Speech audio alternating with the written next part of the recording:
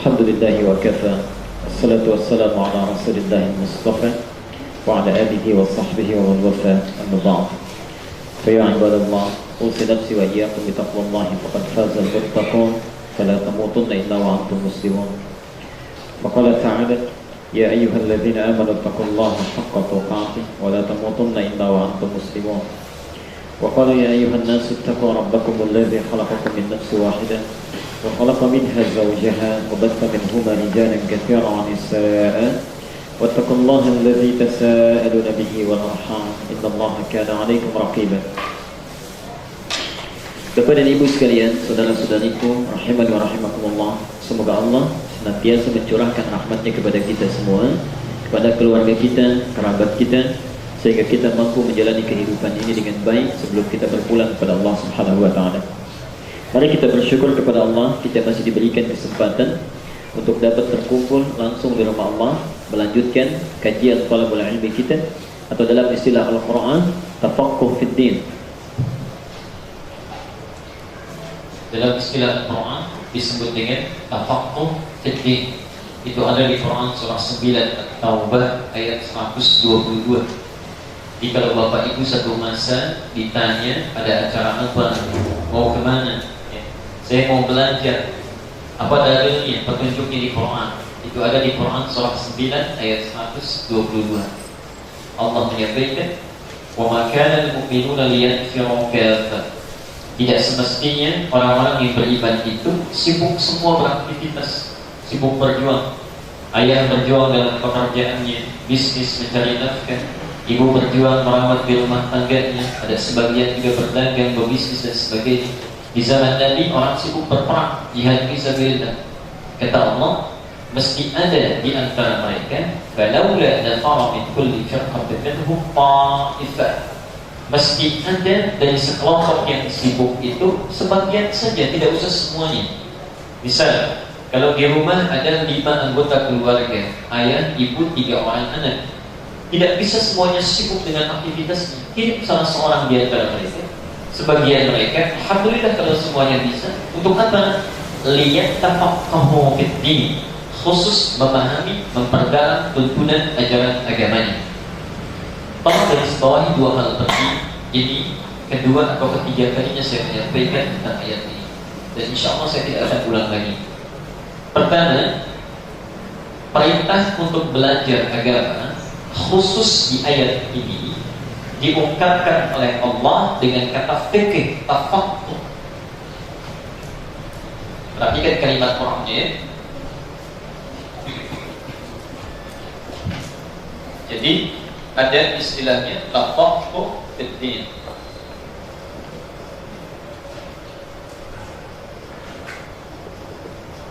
Ini ada tafaqquh lebih bagus fid din.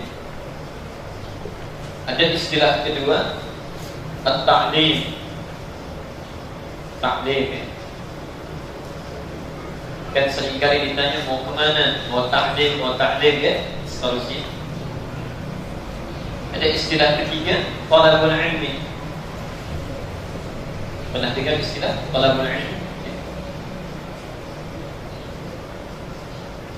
Ini adalah beberapa kosakata yang sebetulnya memiliki penunjuk atau makna yang berbeda, mirip-mirip tapi sebetulnya pemakanannya berbeda, diksinya lain. Kita lihat misalnya dari yang pertama, tafaqquh, dari kata fikih asalnya. Fikih.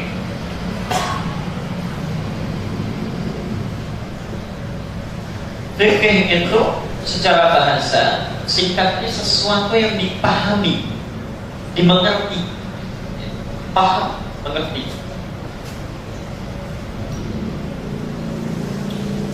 Kalau kita baca redaksi di Quran, hal-hal pengetahuan yang sifatnya umum saja, itu Quran perintahnya singkat, baca, pelajari, iqra, ya. Silakan, yarfa'illahu alladhina amanu minkum walladhina utul ilma darajat. Allah akan angkat derajat orang-orang beriman dan yang menuntut ilmu, diberi pengetahuan. Redaksinya umum. Tapi ketika berbicara tentang belajar agama, belajar hukum salat, hukum zakat, hukum baca Quran, terkait dengan dengan agama. Redaksinya dirubah langsung jadi fikih. Paham. Seakan-akan ada isyarat yang pertama. Siapapun yang mengikuti majlis ilmu akan belajar. Ada perintah di Quran, jangan tinggalkan majlis ilmu itu kecuali kita telah memahami apa yang kita pelajari. Jangan tinggalkan satu kalimat pun yang kita pelajari kecuali kita paham.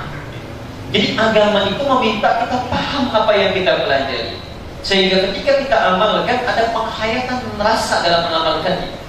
Saya beri contoh begini misalnya, maaf, ada sindiran di Quran, itu sebabnya kenapa kita belajar. Kata Al-Quran, kebanyakan orang sholat itu tidak mendapatkan manfaat dari sholatnya karena banyak di antara yang sholat tidak paham, tidak mengerti apa yang dibaca dan dilakukan dalam sholatnya. Coba sekarang kita jujur sampai saat ini, tanyakan pada diri kita, tidak perlu menunjuk orang lain. Setelah ribuan kali sholat sampai detik ini, berapa persen bacaan sholat yang sudah kita paham? Karena dulu pelajaran tidak sambil memahami, cuma asal hafal, dibaca dalam sholat, selesai. Selesai rukunnya, sah dianggap sholatnya, tapi tidak pernah mendapatkan manfaat dari sholat yang kita tunaikan itu. Karena itulah Al-Quran memberikan pesan, apapun ilmu yang kita pelajari terkait dengan agama, itu mesti paham betul. Takbir, kenapa takbir sejajar dengan bahu tangannya?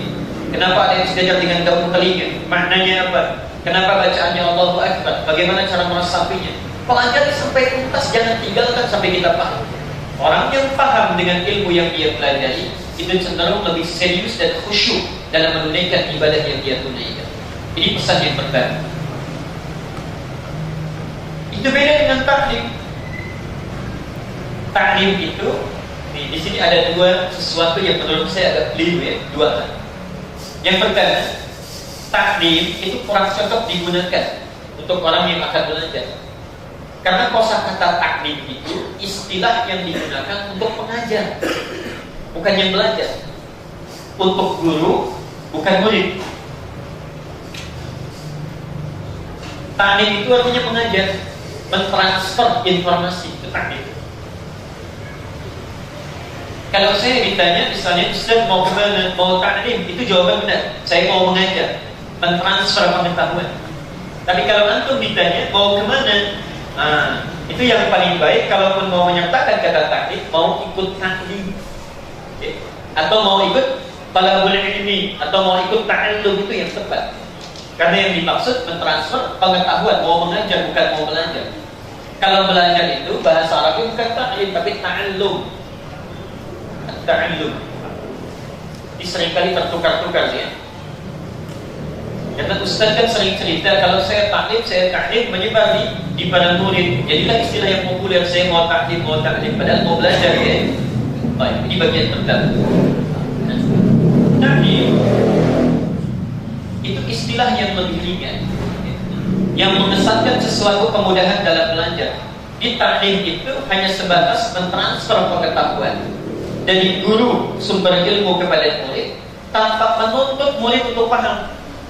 Silakan mau paham silakan, mau tidak juga silakan. Yang penting sudah ditransfer, itu sifat taklim. Tapi Al-Quran ketika meminta kepada orang belajar, sekalipun guru tidak menuntut kita untuk paham, tapi murid pasti paham. Yang tidak tahu tanyakan, tidak mengerti diskusikan dan sebagainya. Itu sifat antara taklim dengan tafaqquh fid din. Karena itu nanti ada.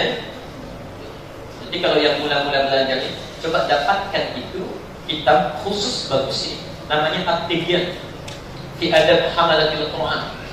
Itu dikarang oleh Imam An-Nawawi. Insya Allah tidak tebal itu, sehari dibaca selesai. Tidak tebal, tapi masih berbahasa Arab.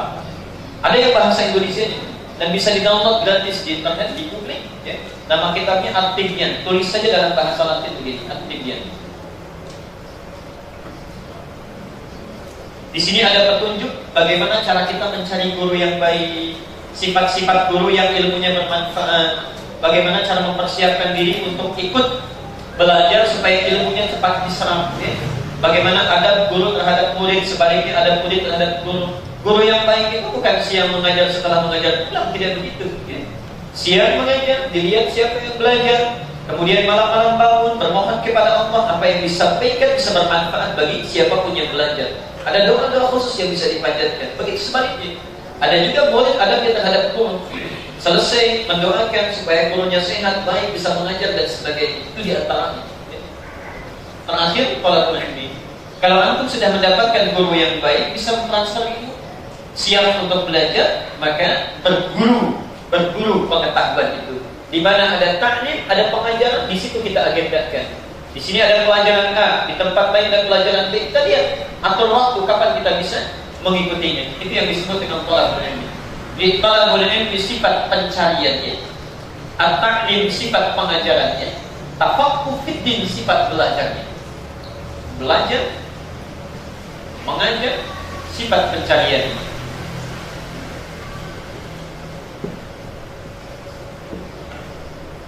Sekelan-kelan sebentar. Kalau sudah seperti ini, kita sudah temukan guru yang baik, temukan tempat belajar, kemudian akan belajar, maka lihat petunjuk Al-Qurannya. Satu, falaula nafar. Saya hapus ini ya, sebentar.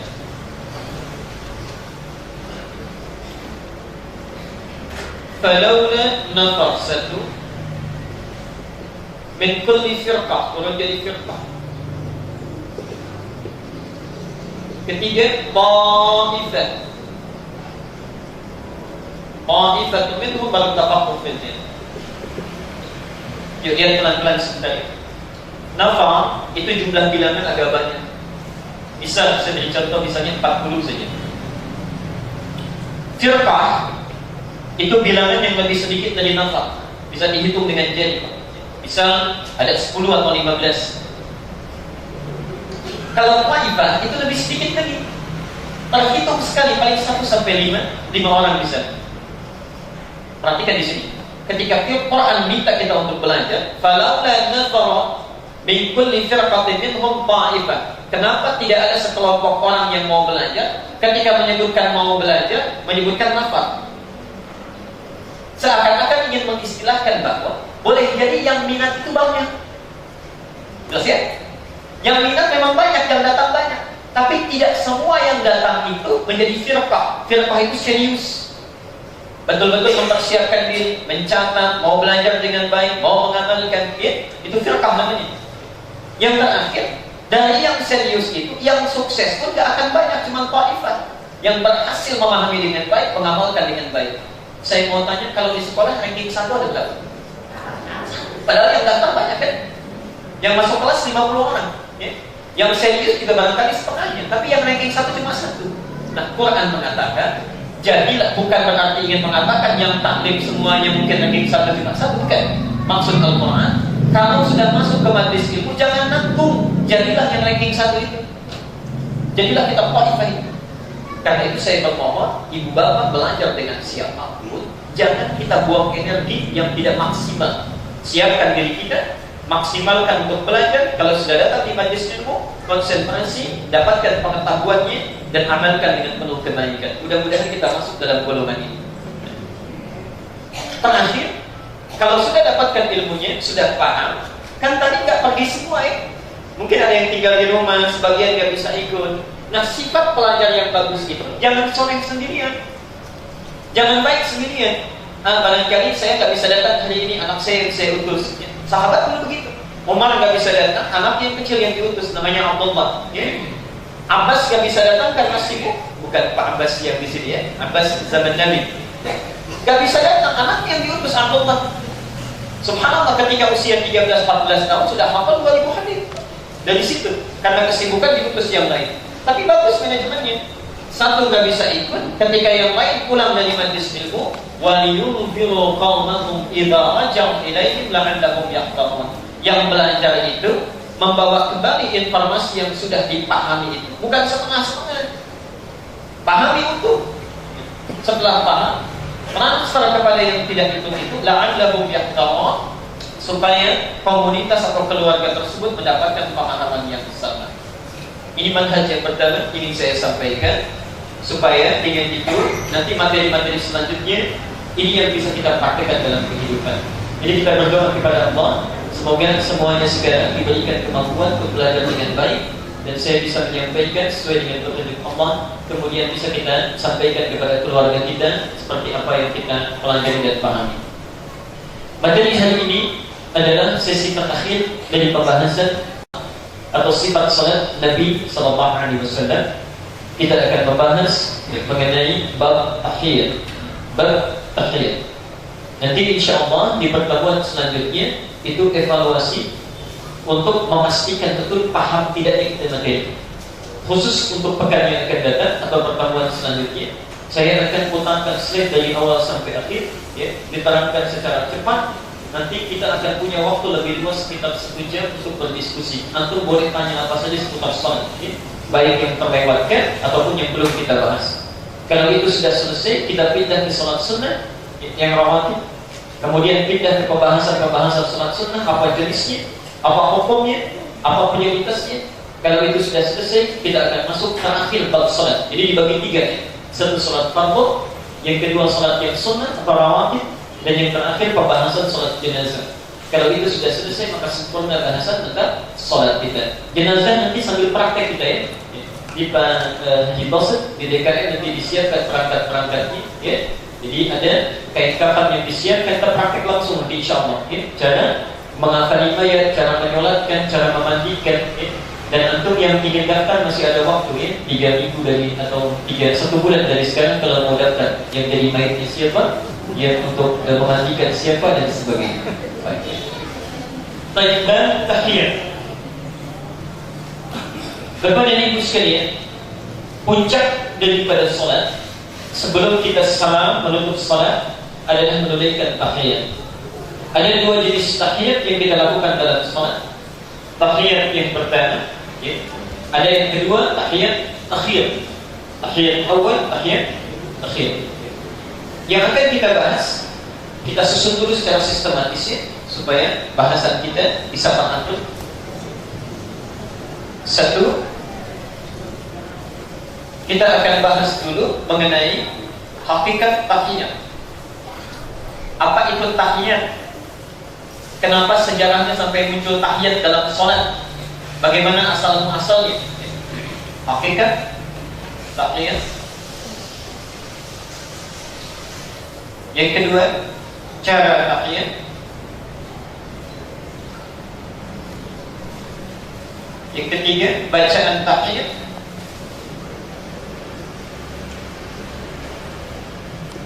Dan yang keempat, persoalan seputar tahiyat. InsyaAllah kita akan bahas nanti. Apakah saat tahiyat tangan diangkat atau tidak? Yang diangkat yang mana? Apakah saat diangkat digerak-gerakan atau cukup didiamkan atau tidak sama sekali? Okay.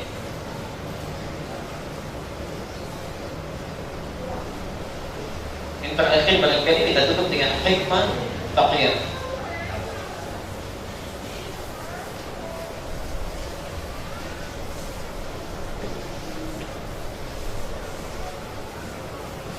Saya tidak akan hapus ini, saya sambil berjalan saja pembahasannya. Baik Bapak dan Ibu sekalian, ketika Rasulullah SAW dimi'rajkan oleh Allah Subhanahu Wa Taala, ingat ya, ada Isra, ada Mi'raj. Isra perjalanan dari Masjidil Haram di Makkah ke Masjidil Aqsa di Palestina. Ya. Kalau Mi'raj itu peristiwa diangkatnya Rasulullah SAW, ya, ke Arsy di langit yang kita tidak tahu bagaimana tempatnya. Di situ kemudian Rasulullah berjumpa dengan Allah tanpa adanya hijab, kemudian menerima langsung perintah salat 5 waktu untuk ditunaikan. Itu peristiwanya Mi'raj, bukan Isra. Saat Rasulullah Mi'raj di usia 52 tahun, setahun sebelum beliau akan menunaikan hijrah ke Madinah, ya. Pada seketika sesaat setelah wafatnya 2 orang yang paling disayangi. Yang pertama adalah Sayyidah Khadijah, ya, Sayyidah Khadijah istri beliau, dan yang kedua paman Nabi yang bernama Abdul Manaf atau yang disebut juga dengan Amrah, karena punya anak laki-laki pertama bernama Talib, maka dikenal dengan Abu Talib. Wafat keduanya, diundang Rasulullah untuk Mi'raj, kemudian menerima perintah salat. Perhatikan di sini, ini yang penting. Saat beliau masuk di Arsy itu akan menghadap kepada Allah. Setelah tiba sesaat akan menerima perintah salat, beliau mengucapkan salam penghormatan. Perhatikan salamnya. At-tahiyyatu lillah. At-tahiyyatu lillah. Duhai Allah, segala penghormatan yang ada di alam semesta ini,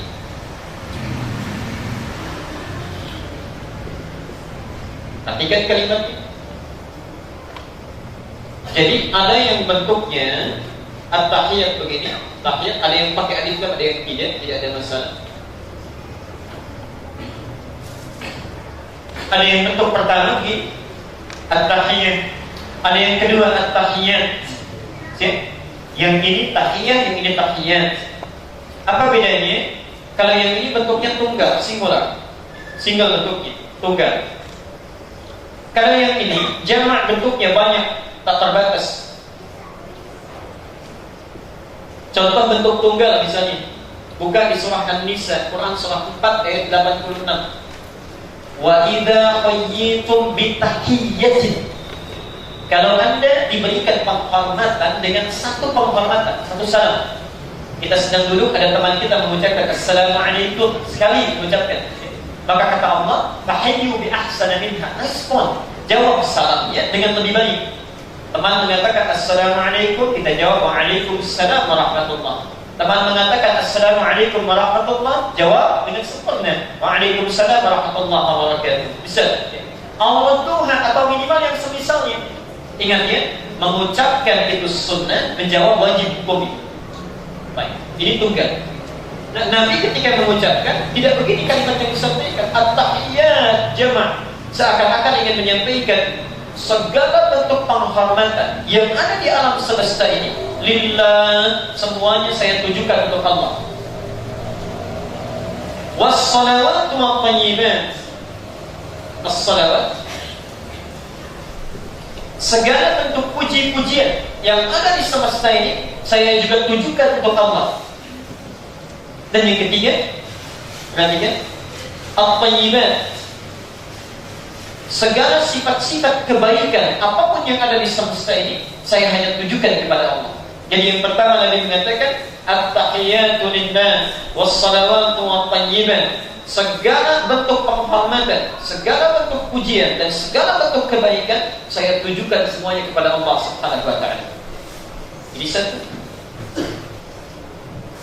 Setelah menyampaikan ini, dijawab oleh Allah. Perhatikan jawabannya. Assalamu alayka ayyuhan nabi wa rahmatullahi wa barakatuh. Saya mohon izin, boleh saya hapus?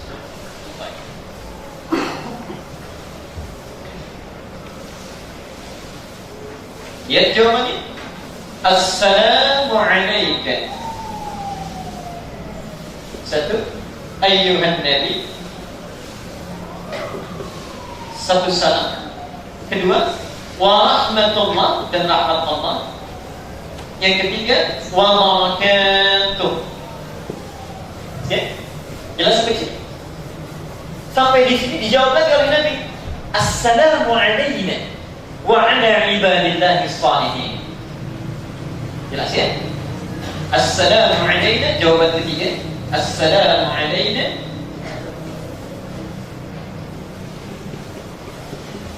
wa ala ibadillahi shalihin.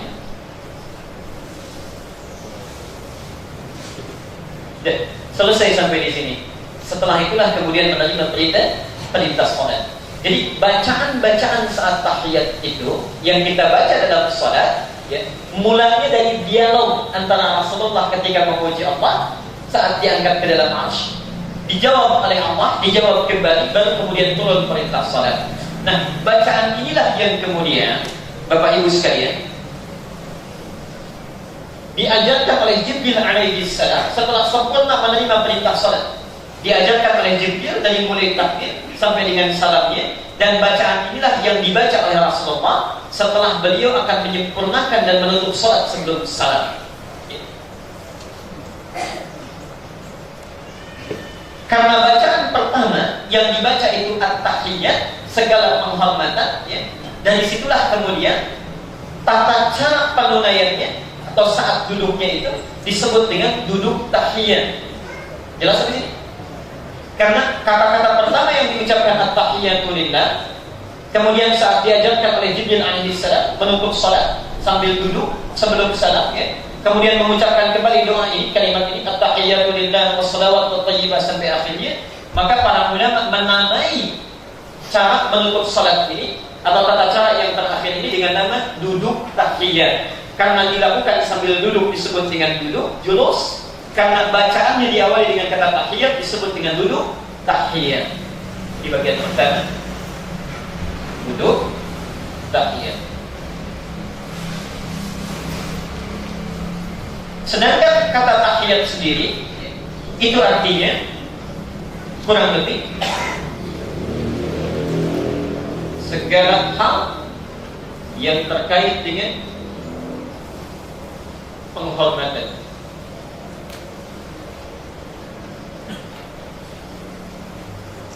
Jadi kalau kita mau artikan apa artinya tahiyat?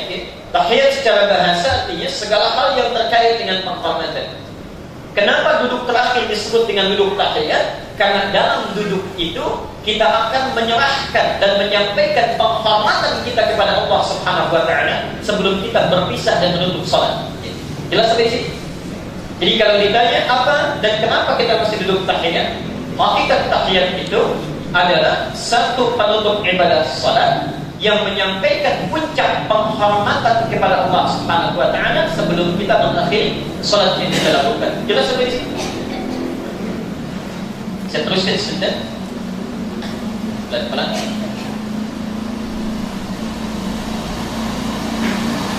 Ini tidak saya hapus dulu ya.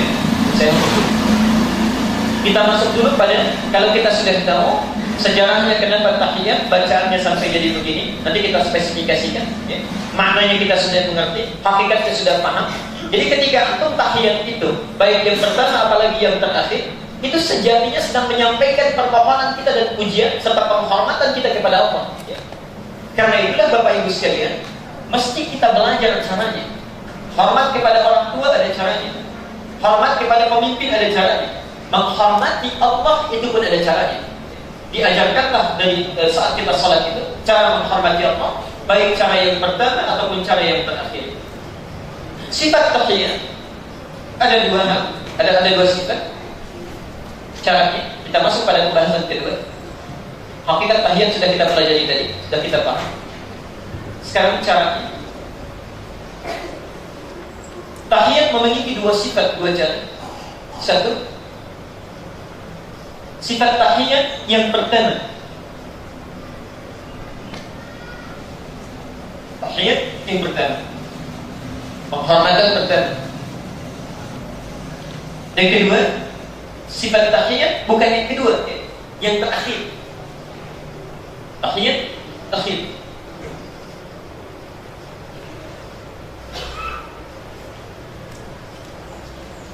Perhatikan pelan-pelan di sini ya. Tahiyat pertama itu muncul dalam salat yang jumlah rakaatnya lebih daripada 2. Misal, kalau ada rakaat yang lebih daripada 2, 3 atau 4, maka dia pasti punya 2 tahiyat. Satu tahiyat pertama, kedua tahiyat terakhir. Jelas ya? Sampai sini. Misal maghrib 2 tahiyat. Tahiyat pertama, tahiyat terakhir ya. Isya 2 tahiyat, zuhur 2 tahiyat. Tapi kalau salatnya cuma 2 rakaat, maka dia cuma memiliki 1 tahiyat. Dan tahiyat itu mayoritas ulama menyebutnya dengan tahiyat akhir, bukan tahiyat yang pertama. Jadi kalau subuh ada berapa tahiyat? Nah, 1 itu disebut dengan tahiyat akhir. Jadi jangan disebut tahiyat pertama karena nggak ada yang kedua. Jelas ya? Saya sampaikan dulu pemahamannya supaya kita sepakat dulu ya. Cara menghormati Allah dalam tahiyat diatur oleh Rasulullah SAW seperti diajarkan oleh malaikat Jibril. Ada 2 cara yang dilakukan oleh Nabi. Yang pertama, saya sudah tunjukkan di pertemuan yang kemarin. Masih ingat ada 3 cara duduk? 1, duduk apa? Iftirash. Kedua, tawarruk. Yang ketiga, iq'ad. Dalam duduk di antara 2 sujud, kita bisa memilih 2 di antara 3. Yang 2 itu satu apa? Iftirash. Kedua, iq'ad. Saya ingatkan kembali yang masih barangkali baru bergabung. Kalau yang iftirash begini duduknya, karena teorinya sudah pernah saya terangkan. Yang kiri dilipat diduduki, kemudian yang kanan jemarinya dilipat menghadap ke arah kiblat. Ini iftirash, jelas di sini. Kalau yang tawarruk lebih santai, yang kiri dimasukkan ke bagian kaki kanan kita, kemudian pantat kita menduduki tempat sujudnya begitu. Jelas? Yang ik'an itu duduk setengah jongkok, dilipat jemari kita dua-duanya, kemudian lutut kita bersandar di sajadah atau di karpet, kemudian kita duduk di kedua tumit kita begini. Ini ik'an. Dalam duduk di antara dua sujud, silakan pilih mau iftirash atau ik'an. Tapi kalau duduk tahiyat tidak ada ik'an, pilihannya hanya dua. Kalau tidak iftirash maka tawarruk. Jelas pesan sini? Saya lanjutkan pelan-pelan. Di awal masa sholat, di awal masa perintah sholat, ya, usia Nabi 52 tahun sampai awal-awal masa di Madinah, itu Rasulullah selalu sholat di semua tahiyatnya dengan duduk iftirash. Tawarruk belum dilakukan. Jelas ya? Apa duduknya? Iftirash, tawarruk belum dilakukan. Jadi mau sholatnya itu sholat subuh yang cuma satu tahiyat, mau sholat duha sampai dengan sholat isya, semuanya semuanya iftirash. Tidak ada yang tawarruk. Baru di akhir-akhir masa kehidupan Rasulullah, setelah beliau beranjak agak sepuh, beliau menjadikan rakaat terakhir itu dengan duduk tawarruk. Rakaat pertamanya tetap iftirash, rakaat terakhirnya menggunakan tawarruk. Jelas sampai di sini? Baik.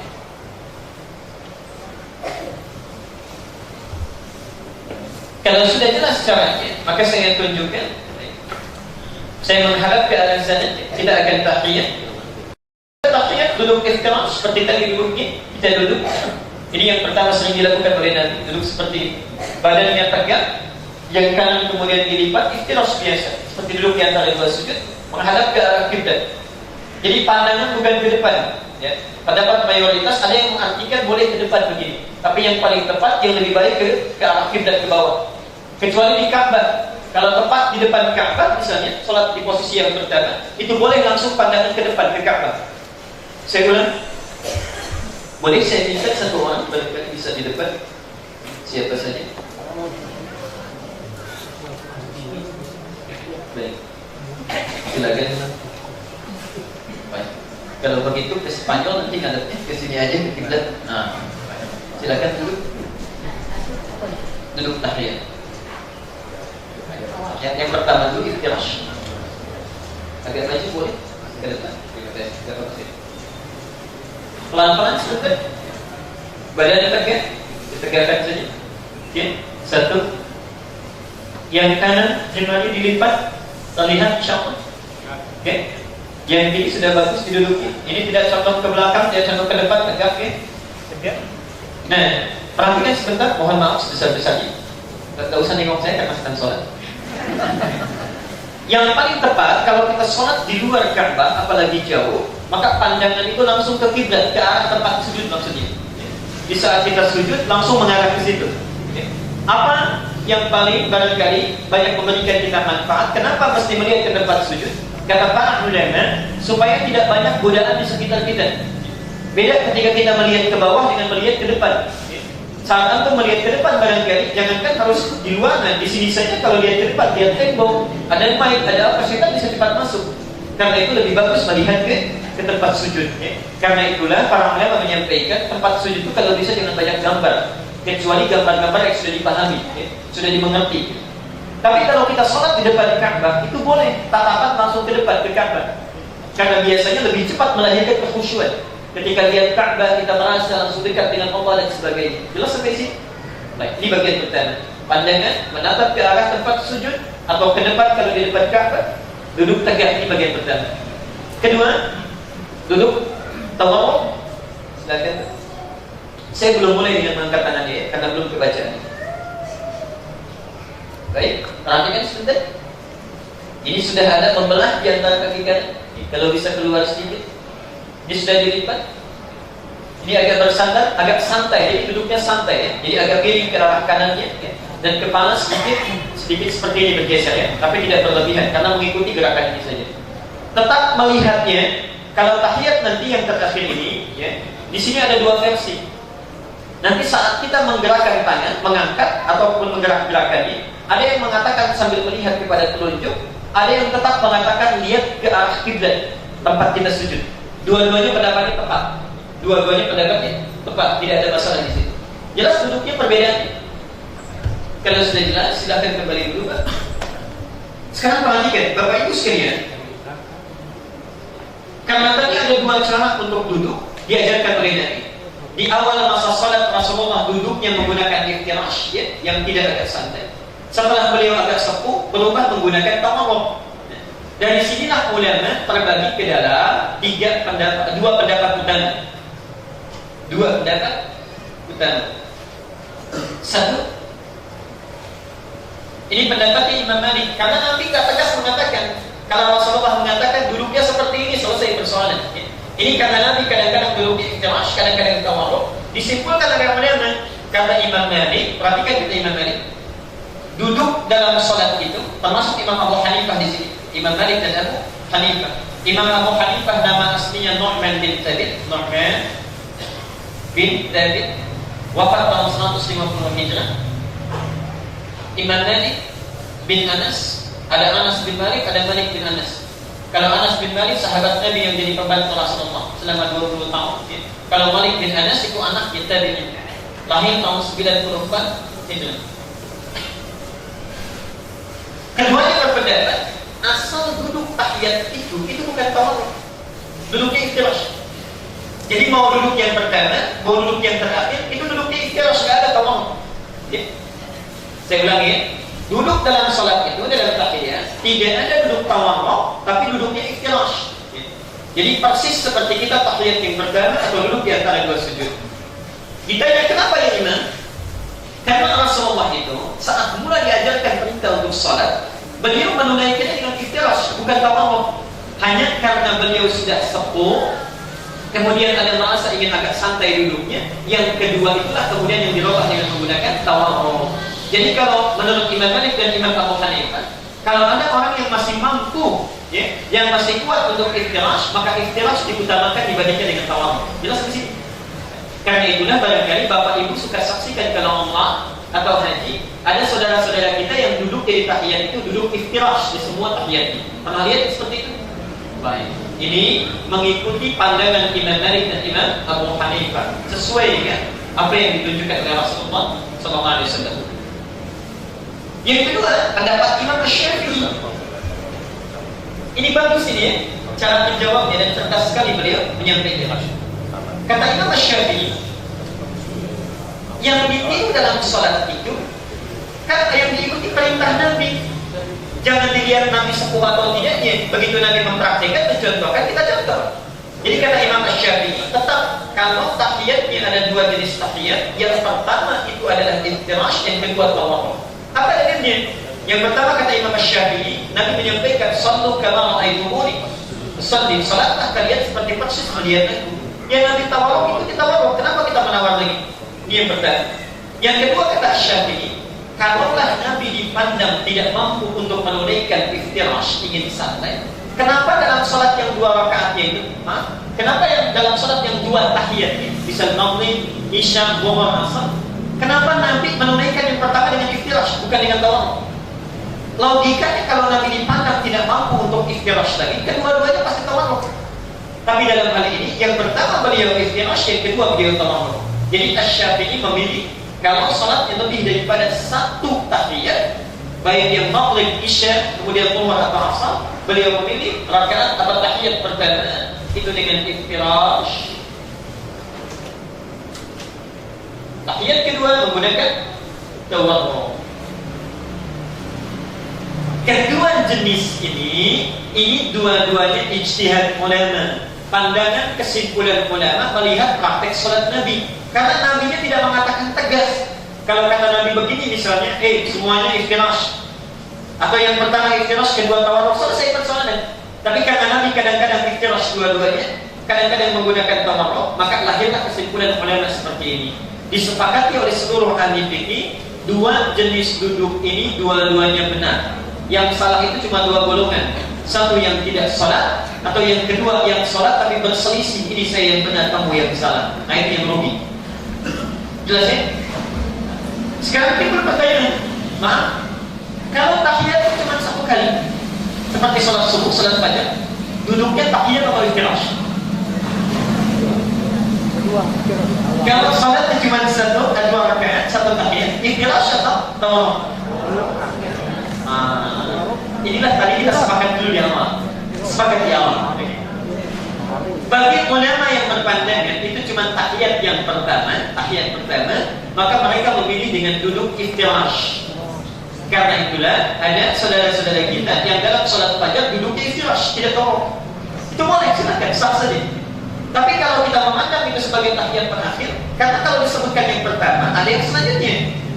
Dan karena itu dipandang sebagai tahiyat yang terakhir, maka duduknya boleh kita gunakan duduk tawarruk. Itu tergantung pada pilihan dan pemahaman kita saja. Silakan, mau tawarruk boleh, mau istirahat juga, itu dipersilakan. Yang penting ada dua cara untuk duduk. Jelas sampai di sini? Yang salah yang tidak? Ya, sepakat kita ya.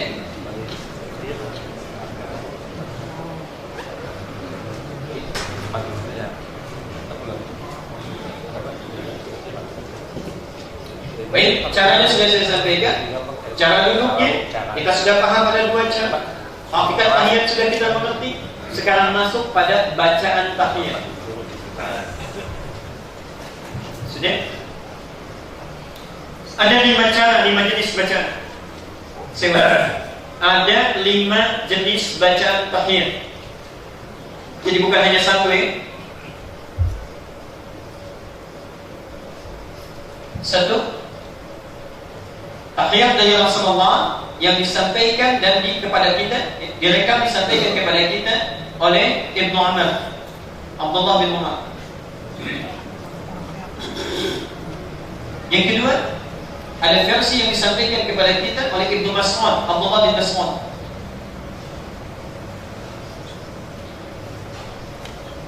Yang ketiga, ada versi yang disampaikan kepada kita dari Umar bin Khattab.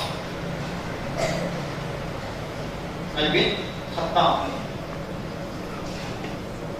Yang keempat, ada versi yang disampaikan oleh Ummul Mukminin Aisyah binti Abi Bakar. Aisyah radhiyallahu anha.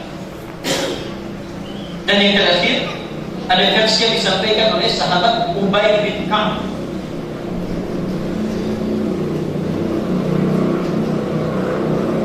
Ubay ini ahli Al-Quran, Pak ya. Sahabat Nabi ahli Al-Quran. Seorang imam, ya, imam khusus untuk memimpin sholat bagi laki-laki. Untuk perempuan Ibnu Khuzaimah. Ya. Kalau membaca Quran yang handal itu Ibnu Mas'ud. Ibnu Mas'ud itu subhanallah, kalau baca Quran itu dilukiskan dalam riwayat. Kalau baca tentang unta, itu unta bisa menari-nari, kuda-kuda berjingkrak-jingkrak. Saking terasanya bacaannya itu, khusyuknya membacanya. Satu kali pernah ketika baca Quran di rumahnya, itu ada angin ribut sampai dedaunan itu seakan-akan ribut seperti ditiup angin, padahal tidak ada angin. Jadi bergoyang-goyang semuanya ribut dan sebagainya. Sampai berhenti beliau, berhenti lagi gerakannya. Dibaca lagi, ribut lagi. Ketika disampaikan kepada Rasulullah, kata Rasulullah, tahukah engkau saat engkau baca itu malaikat itu turun berebut ingin mendengar bacaan. Itu Abdullah bin Mas'ud.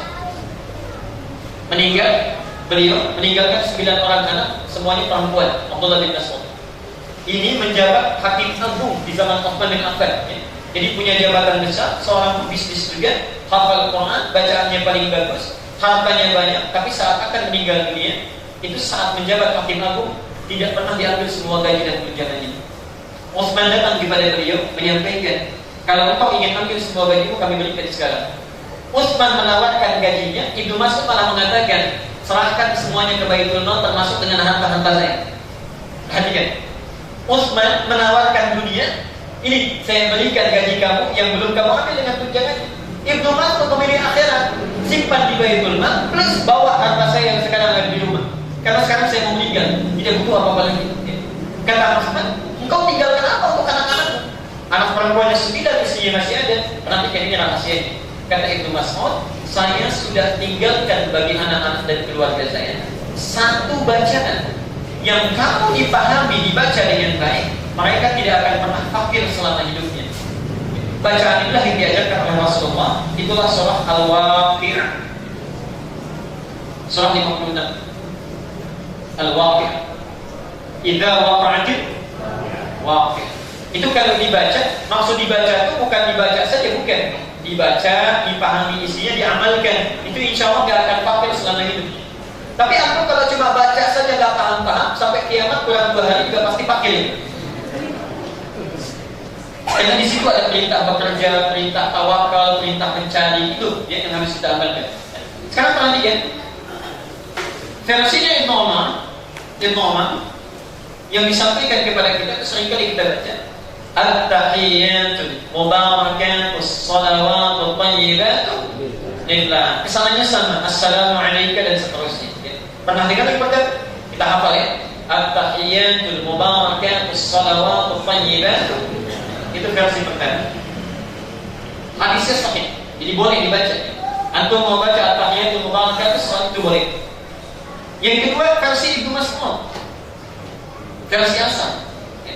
Mubarakatusnya nggak ada, ya, diakhirkan at-tahiyyatu lillah was-salawatu wat-thayyibah. Itu versi Ibnu Mas'ud. Satu kali menyampaikan Rasulullah, ini yang dibacakan. At-tahiyyatu lillah was-salawatu wat-thayyibah. Assalamu alayka, itu redaksi Ibnu Mas'ud. Boleh kita bacakan. Pernah dengar riwayat ini? Baik. Riwayat kedua hadisnya sahih. Yang 3 sampai 5 itu sama bacaannya, cuma tertukar saja redaksinya. Ada yang menyebutkan 1 jadi 2, 2 jadi 1. Tapi awalnya sama semua tahiyat. Contoh, tahiyat Ibnu Umar bin Khattab. At-tahiyyatu lillah waz-zakiyatu wat-thayyibat. Ada zakiyat di situ. At-tahiyyatu lillah waz-zakiyatu wat-thayyibat. Itu versi Umar bin Khattab. Versi Aisyah, zakiyatnya dikedepankan. At-tahiyyatu zakiyatu thayyibatu lillah. Jelas di sini? Oke. Versi Ubay bin Ka'ab diakhirkan zakiyatnya. At-tahiyyatu lillah was-salawatu wat-thayyibatu waz-zakiyat. Jelas ya? Jadi yang ini ada tambahan az-zakiyah. Sekarang tahu saja dulu, nanti kan kita bagikan itu ya. Kita bagikan bacaannya, nanti setelah dibagikan tahu ya, ada catatan dan sebagainya. Ini ada tambahan az-zakiyah yang 3. Yang ini ada tambahan mubarakah. Yang ini tidak ada mubarakah. Maaf, yang ini ada tambahan mubarakah. Versi pertama at-tahiyyatu mubarakatuh shalawatut thayyibat. Yang ini tidak ada mubarakahnya, langsung at-tahiyyatu lillah wassalawat wa thayyibat. Kalau Bapak Ibu baca 5 versi ini, salah satunya dalam salat, itu sudah sah salatnya. Ini sahih bacaan. Jadi bisa ada yang baca at-tahiyyatul mubarakatuh shalawatut thayyibatu lillah, sah, hadisnya sahih. Ada yang baca at-tahiyyatu lillah wassalawatu wat thayyibat, salatnya sah, hadisnya sah. Jelas di sini? Dan tidak ada hubungan dengan NU dan Muhammadiyah. Ya, jadi jangan dikatakan kalau baca at-tahiyyatul mubarakatuh, ini NU ini. At-tahiyyatu lillah wassalawatu wat thayyibat, ini pasti kalau enggak Dewan Dakwah pasti Muhammadiyah. Itu gak ada hubungan. Karena zaman Nabi gak ada NU, zaman Nabi gak ada Muhammadiyah, gak ada Dewan Dakwah. Ini semua hadisnya langsung ditemukan dari Rasulullah SAW. Jelas sampai sini? Baik. Ya. Itu hanya pilihan untuk memudahkan saja. Ya. Jadi siapapun yang tahiyat dengan salah satu bacaan tadi dianggap sah salatnya. Sekarang kita teruskan caranya dulu. Cara yang selanjutnya, tadi cara duduk, sekarang cara menyingkratkan antara bacaan dengan gerakan. Saya sudah ajarkan hakikat tahiyat sudah. Kemudian cara tahiyat duduknya sudah. Yang ketiga bacaannya sudah. Nah sekarang bagaimana menyingkratkan bacaan dengan gerakan? Apakah ketika naik langsung baca at-tahiyat atau duduk dulu sebentar, kan? Baru kemudian tahiyat? Apakah ketika bangun langsung tangannya naik telunjuknya, kemudian baca tahiyat, atau ada kesepahaman antara gerakan dengan bacaan? Baik. Bapak dan Ibu sekalian, seperti tadi dicontohkan, saat kita sujud, kemudian bangkit dulu tahiyat, baik yang pertama ataupun yang terakhir, maka saat bangkit itu duduk dulu, tidak langsung baca. Pulutan pertama, bangkit, duduk dulu sempurnakan, kata Rasulullah, sampai badan kita itu tegak dulu. Jadi jangan ujuk-ujuk baru bangun dari sujud, belum duduk sempurna sudah baca, bisa. Allahu Akbar, tahiyatul lillah. Duduk aja dulu. Duduk saja belum sempurna sudah tahiyat, itu kurang tepat. Jadi bangun dulu, kita contohkan lagi, bisa nih. Mohon maaf berkenan. Sujud dulu kan? Baik. Nah, kemudian bangkit. duduk saja. Baik, silakan. Baik, sekali sebentar, tahan sebentarnya, tahan. Tadi saya lihat beliau kan menggunakan kacamata ya, dilepas dulu. Perhatikan, ada dharara, ada yang kebiasaan bukan dharara. Kalau antum pengguna kacamata seperti saya ini, pilihannya cuma dua dalam sholat. Yang pertama, gunakan kacamatanya saat sholat. Atau yang kedua, simpan kacamata, jangan gunakan saat sholat. Kalau dikhawatirkan saat sholat terganggu itu, sehingga kadang-kadang dilepas dipakai lagi, lebih baik tidak usah dipakai. Masukkan ke saku, kemudian sholatlah dengan baik.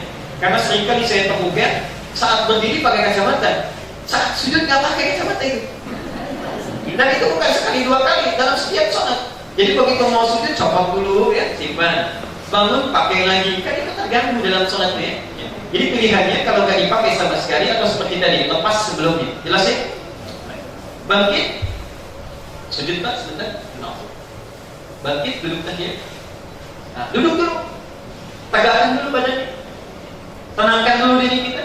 Setelah tenang, badan sudah tegak, sudah nyaman nafas kita, baru kemudian kita bacakan at-tahiyatu lillah. Cara pertama, jelas?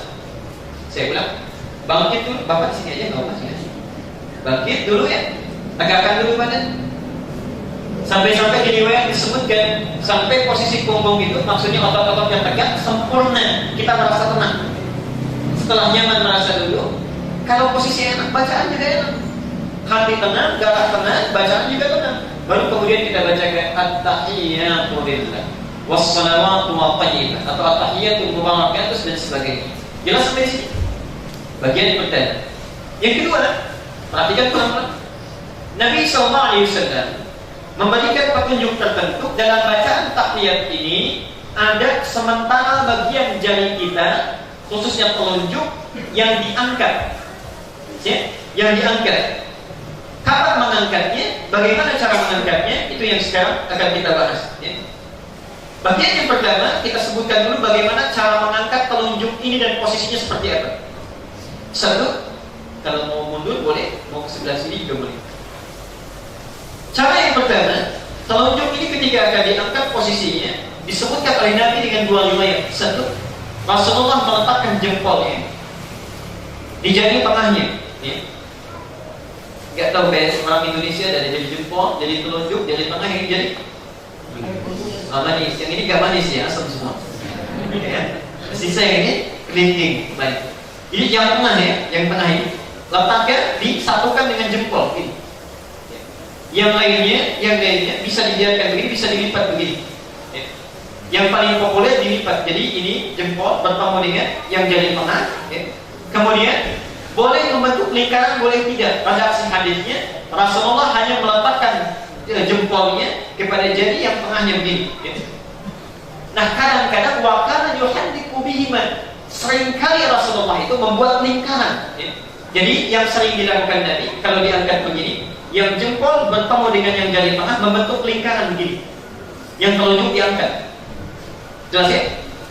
Tapi antum menyatukan saja sekalipun tidak membentuk lingkaran, bisa bentuknya lonjong atau sekadar menyatu begini, itu boleh, sah hukumnya. Jelas sampai sini? Angkat telunjuk, jempol bertemu dengan yang jari tengah. Jadi hati-hati, bukan yang jari manis ya, apalagi yang kelingking begini, yang tengah ya. Dalam riwayat lain seakan-akan membentuk angka 5 dan 3.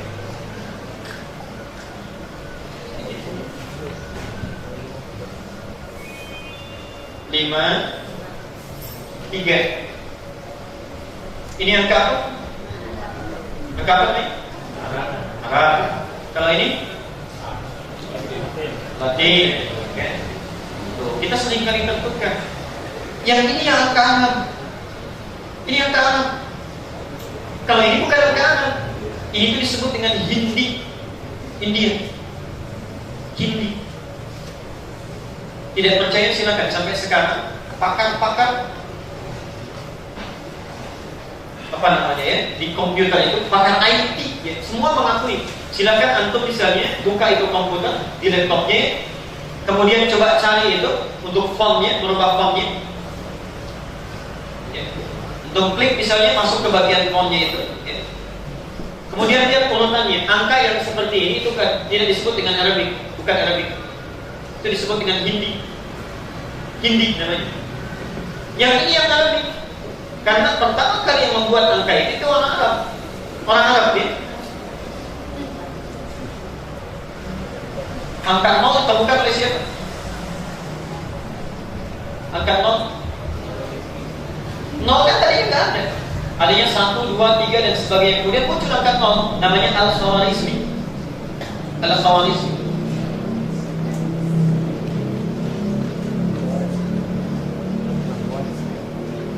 Bukan Khawarij ya, tapi seorang pakar matematika namanya Al-Khawarizmi menemukan angka 0 ya. Dari sinilah kemudian muncul bilangan-bilangan desimal, muncul komputer hitungan sekarang, muncul handphone. Rumus handphone kan nggak ada namanya.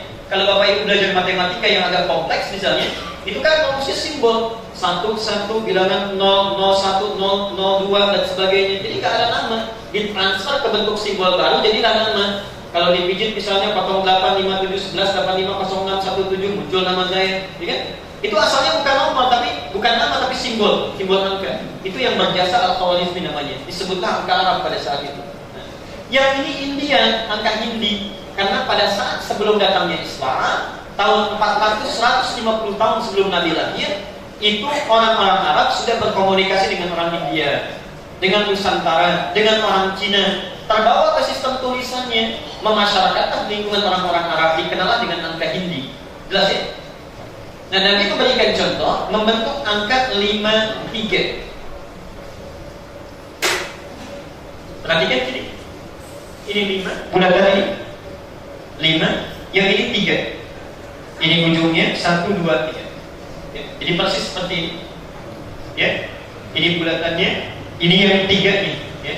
Ini pangkalnya, yang ini geriginya yang di atas. Membentuk angka 53. Jelas ya? Jadi kalau orang misalnya melipat yang ini dengan jari manisnya, nggak akan terbentuk angkanya. Ya. Melipat dengan kelingking apalagi? Melipat dengan telunjuk lebih salah. Ya. Jadi lipat di jari manis, terbentuklah angka 53 ini. Jelas sampai sini? Itu riwayat.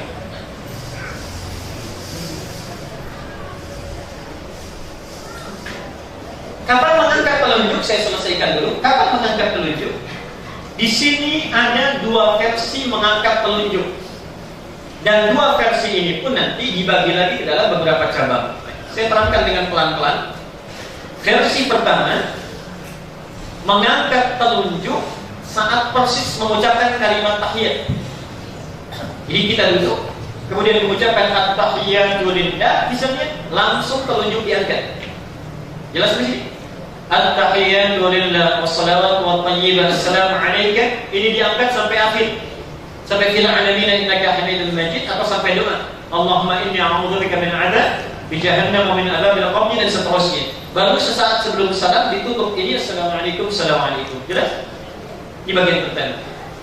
Yang kedua, ada versi disampaikan oleh Imam Ahmad bin Hanbal, diangkat saat menyampaikan kalimat syahadat.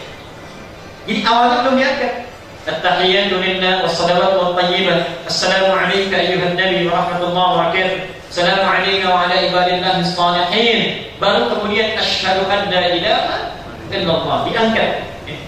Dan versi kedua ini terbagi 2. Diangkat sampai selesai fil alamin innaka hamidum majid dengan doa ini. Baru kemudian ditutup dan salam. Atau yang kedua, cuma diangkat asyhadu an la ilaha illallah. Begitu asyhadu anna Muhammadar Rasulullah langsung tutup lagi. Itu boleh, jelas ya? Contoh. Asyhadu an la ilaha illallah, asyhadu anna Muhammadar Rasulullah. Saya ulang. Asyhadu an la ilaha illallah, asyhadu anna Muhammadar Rasulullah. Oke, jelas? Baik. Ini di antara 2 versi yang sampai kepada kita. Kedua versi ini bisa dilakukan dengan 2 cara dalam hal mengangkat telunjuknya. Cara pertama, diangkat tidak digerak-gerakan, cuma mengangkat saja begini. Saya kita angkat at-tahiyatu lillah begini saja. Baik yang sifatnya dari awal ataupun pertengahan asyhadu an la ilaha illallah, tidak digerak-gerakan. Nah, yang kedua ada hadis riwayat Wa'il bin Hujr ya.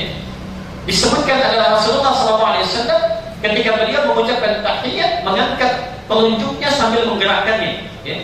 Mengangkat telunjuknya sambil menggerakkannya. Dipahami terjemahannya demikian. Jadi diangkat, digerak-gerakkan ya. sambil kemudian mengucapkan tahiyat, at-tahiyatu lillah wassalawatu wath-thayyibah dan seterusnya sampai akhir. Jelas? Nah, jadi dua-dua hadisnya ada. Kalau Bapak Ibu misalnya lihat teman sedang tahiyat, antum memilih yang pertama cuma mengangkat, tidak menggerak-gerakkan, itu boleh, sah salatnya, tidak batal. Tahiyatu lillah wassalawatu wath-thayyibah. Atau cuma asyhadu an la ilaha illallah ditutup dan ada, semua riwayat sahih. Yang kedua sambil digerak-gerakkan, bisa at-tahiyatu lillah sambil begitu sampai akhir. Itu juga boleh, itu pilihan, silakan. Dan nggak usah saling lirik-lirikan. Kayaknya kram itu karena ini. Nggak usah dikomentari ya. Itu yang batal salatnya. Karena Parkinson kayak begini-gini. Nggak usah ya. Itu yang batal kita salatnya. Baik. Jadi cukup pilih di antara yang kita yakini, praktekkan itu, dalilnya semua ada ya. Insya Allah nanti saya tunjukkan buku di akhir untuk merangkum semua dalil supaya paham kita apa yang kita pilih ya.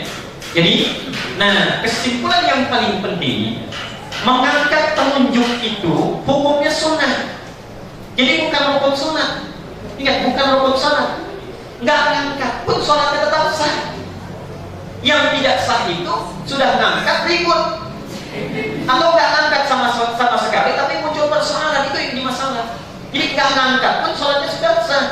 Dibandingkan atau ngangkat tapi saling mengomentari ya, lebih baik pilih salah satu dan pilih dengan yakin, tidak perlu komentari yang lainnya. Itu biasanya satu cuma kurang informasi saja ya, bukan ingin menilai orang lain tapi belum lengkap informasi yang sampai. Jadi yang diangkat tidak menggerak-gerakkan pun sah, kemudian yang mengangkat menggerak-gerakkan pun sah hukumnya. Bahkan tidak mengangkat pun kalau lupa itu tetap sah, nggak perlu mengulang sholat. Ya Allah, tadi saya nggak ngangkat, kayaknya batal sholat saya. Diulang lagi, ya. Itu sholat zuhurnya 8 rakaat jadinya. Jelas sampai sini? Baik, kalau jelas, sekarang kita masuk ke bagian yang terakhir.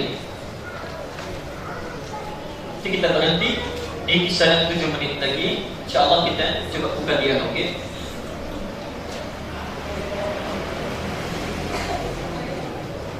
Ustaz, bacaan gak ada masalah ya.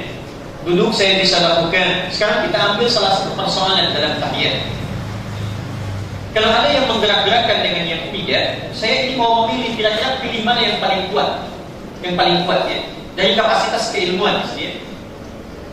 Para ulama pernah berdiskusi, tapi pilihan ini tidak harus menghukumi yang lemah itu misalnya dipandang tidak sah sholatnya, boleh dipilih ya. Boleh dipilih.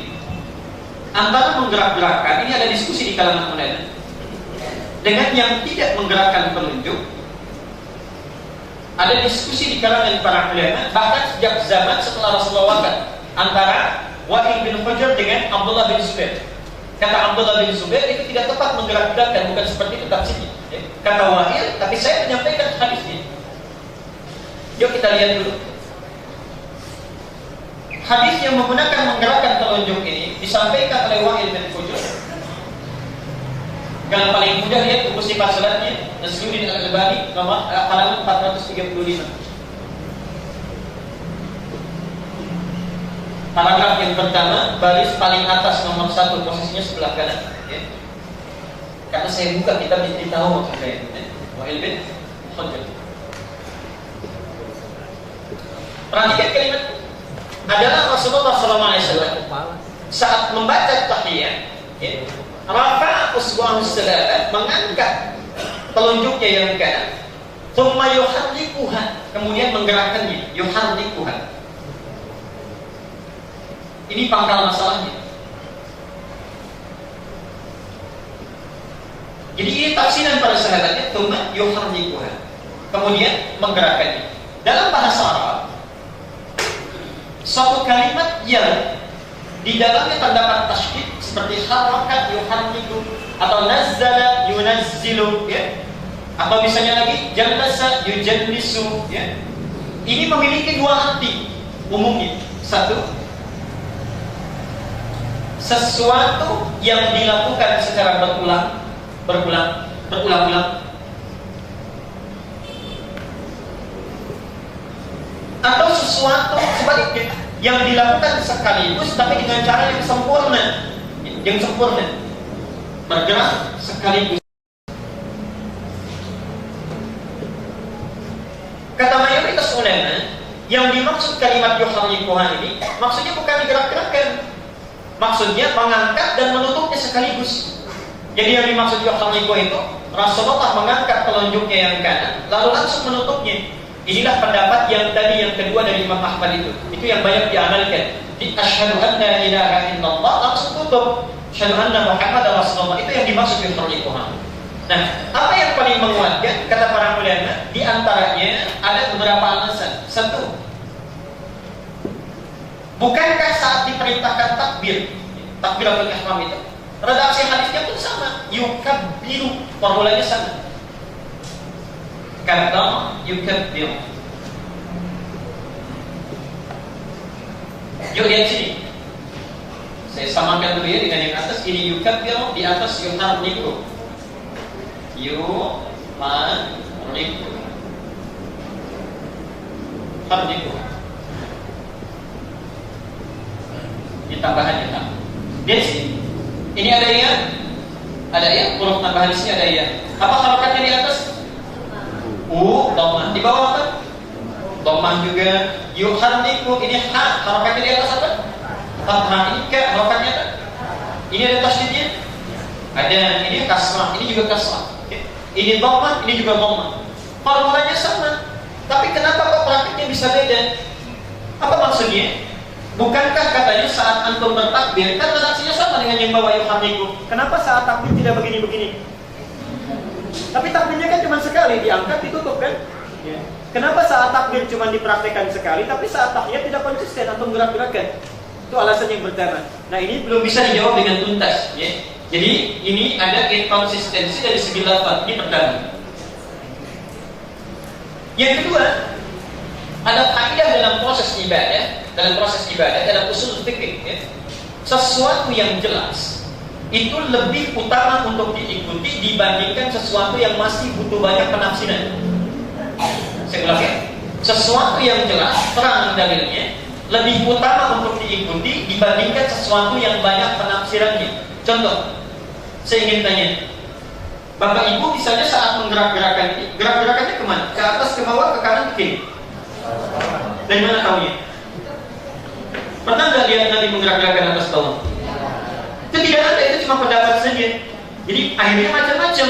Ada yang menggerakkan atas bawah begini, ada yang pelan, ada yang cepat-cepat, ada yang bahkan membentuk kalimat Allah dan Muhammad. Jadi begini, kemudian begini, begini lagi, kemudian begini lagi, ada yang begitu. Nah, dari sini disimpulkan oleh para ulama, kaidah usul fikih menyampaikan sesuatu yang lebih jelas tanpa penafsiran itu lebih utama diikuti, walaupun yang menggerakkan tidak dilarang.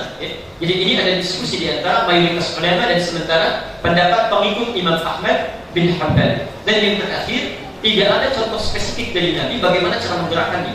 Ini tafsiran saja. Karena itulah mayoritas ulama lebih menetapkan kalau dalam sholat itu lebih baik diangkat tapi tanpa menggerakkan, tanpa menyalahkan pilihan yang menggerak-gerakkan, karena sandaran khalifnya ada. Ya, walaupun contohnya tidak spesifik.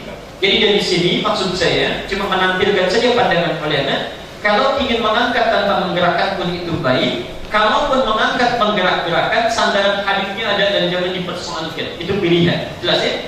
Sekali lagi, yang salah yang tidak salat atau salat tidak tahiyat. Kita cukupkan dulu untuk pembahasannya. Ya.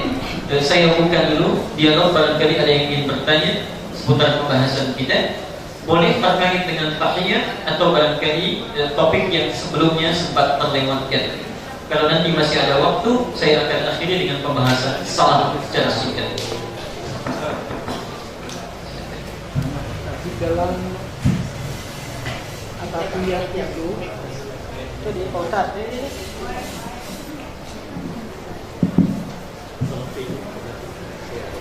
waktu kita jadi makmum, waktu baca atahiyat itu kita sudah habis, kemudian imam masih belum selesai, kan kita boleh menambah doa.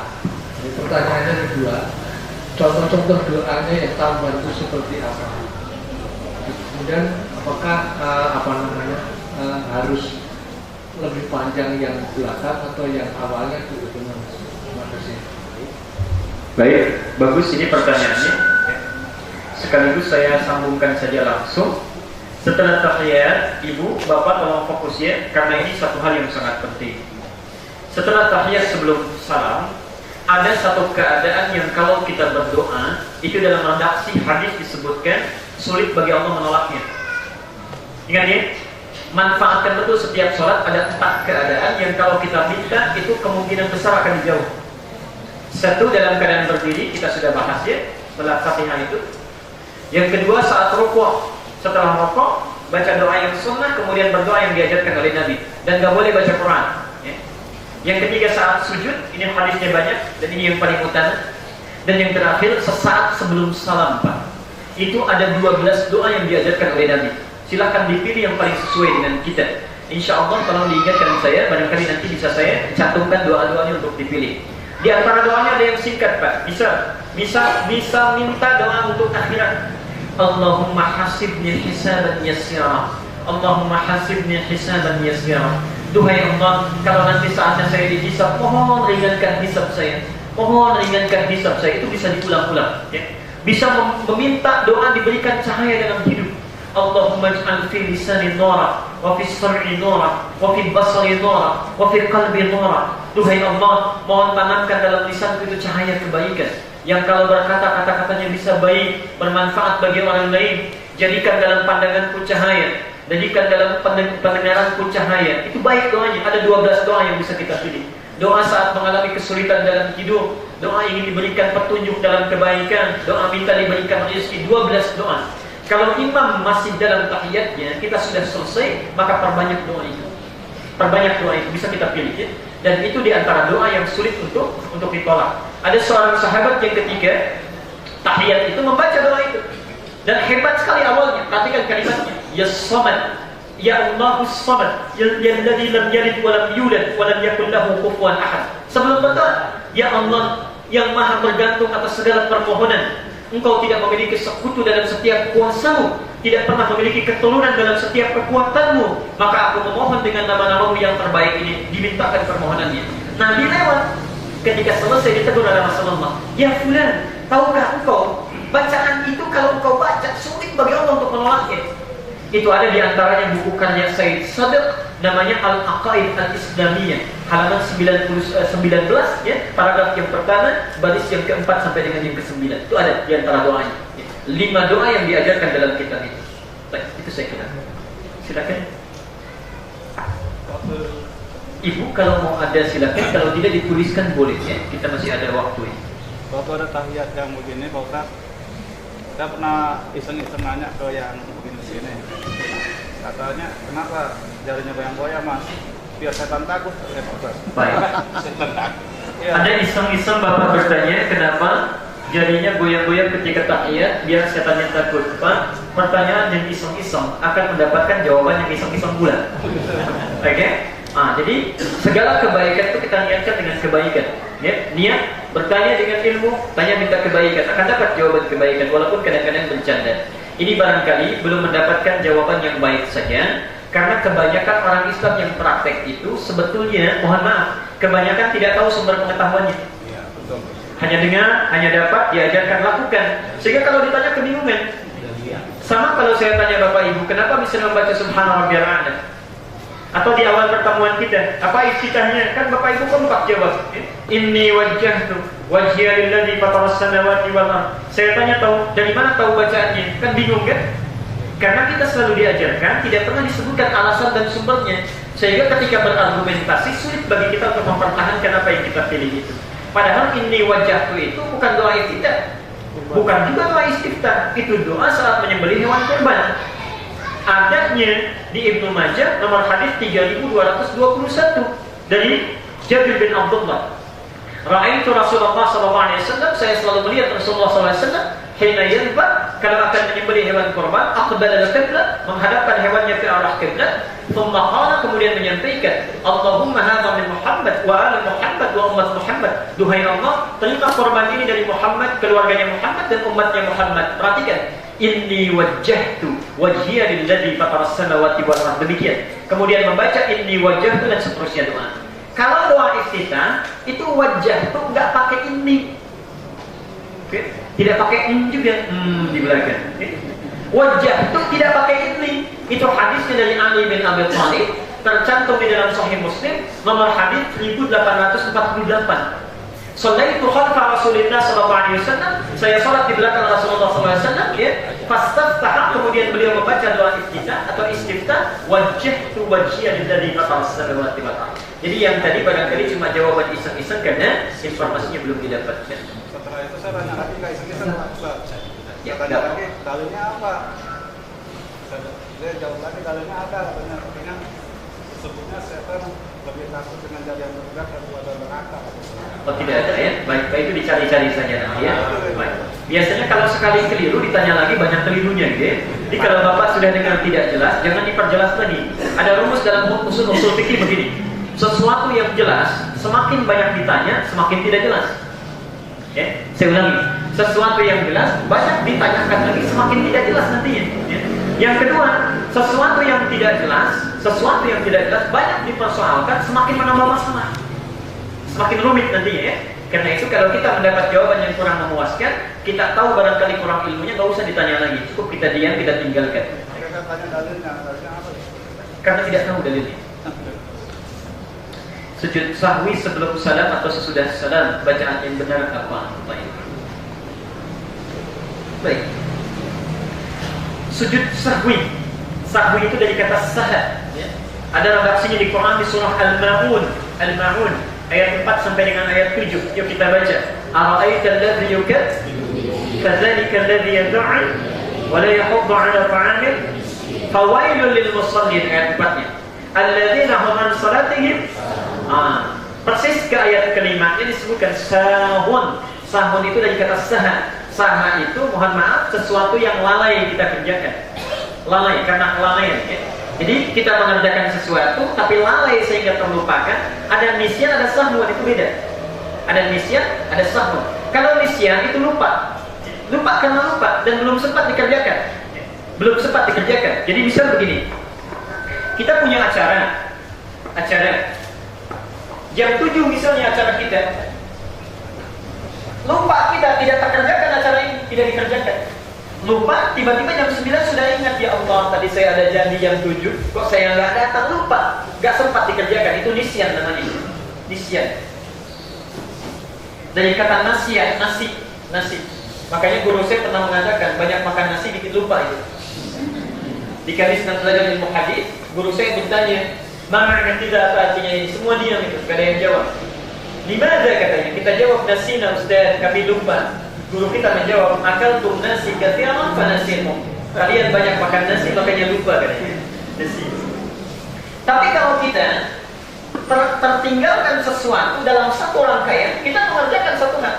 Tapi yang lain tertinggalkan karena tidak sadar, karena faktor tertentu. Itu disebut dengan sahwun.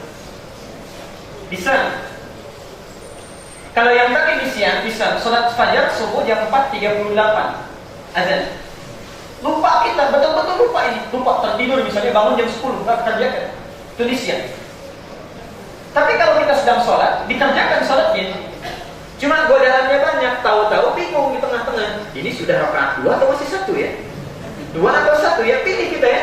Nah, saat kita melupakan sesuatu karena lalai tapi sedang dikerjakan, redaksinya bukan nisyan, itu disebut dengan sahwa.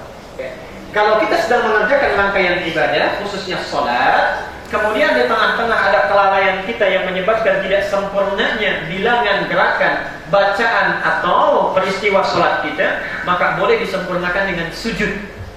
Sujud inilah yang disebut dengan sujud sahwi. Kapan dilakukannya? Ada 2 pendapat ulama di sini.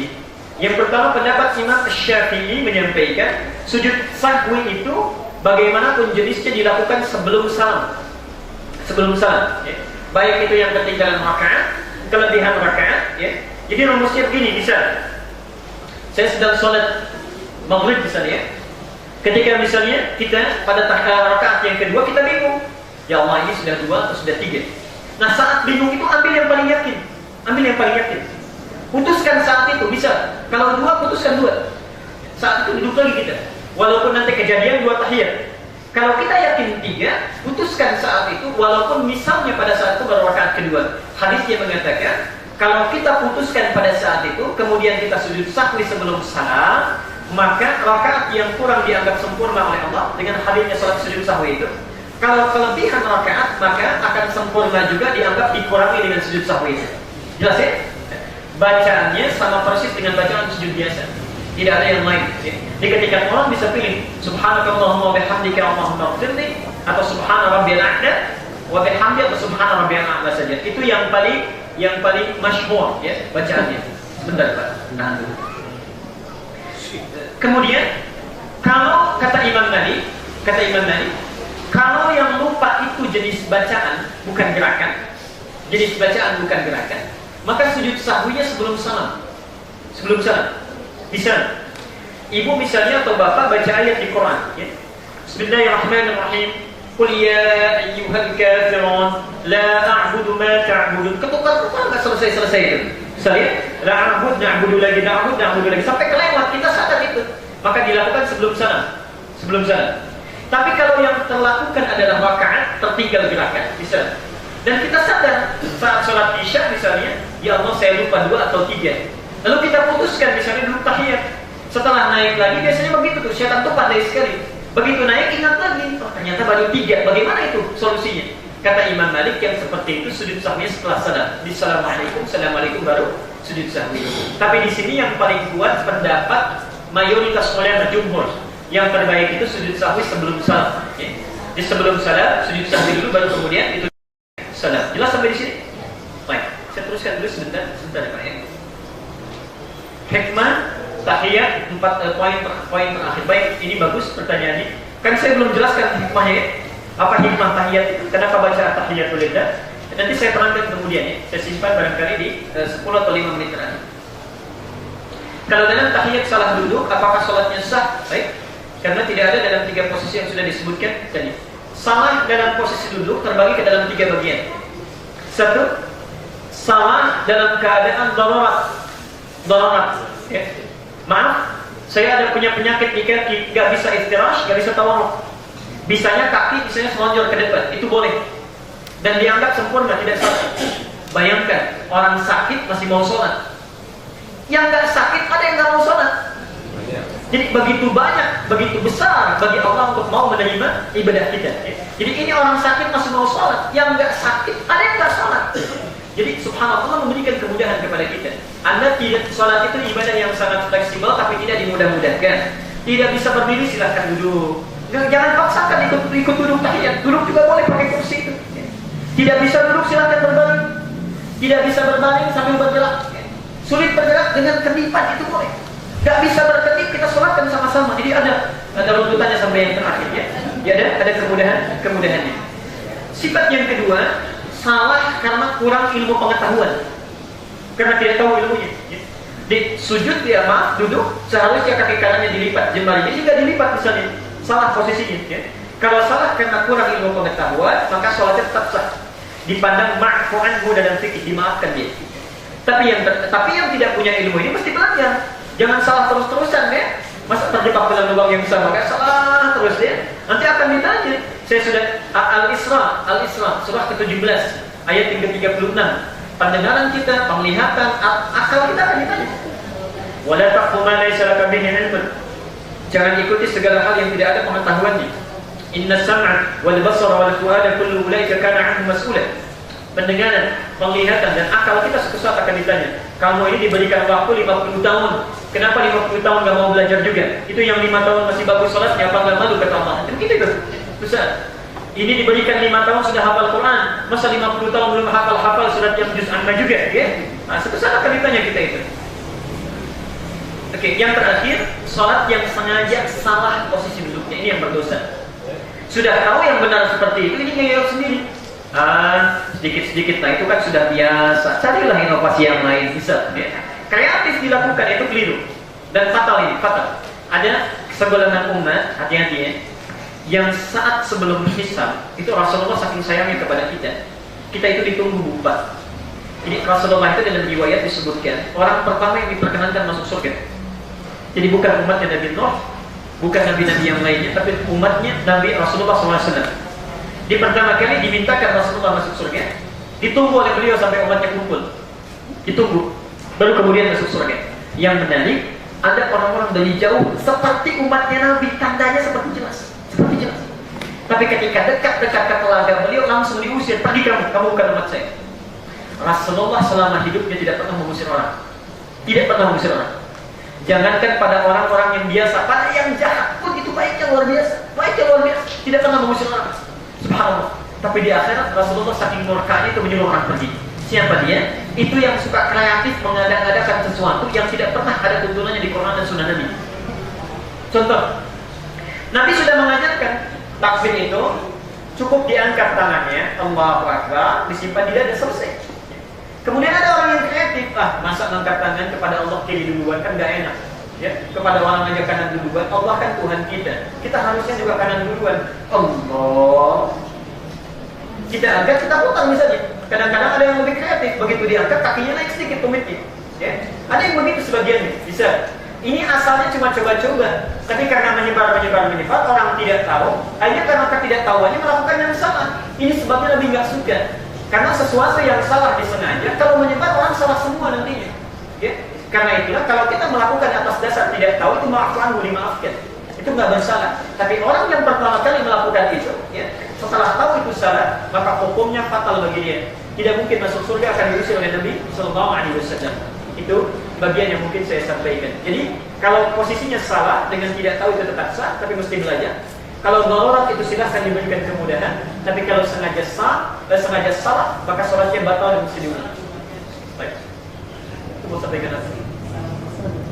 Pertama saya mau kalau kita dalam sujud itu kita melek atau merem.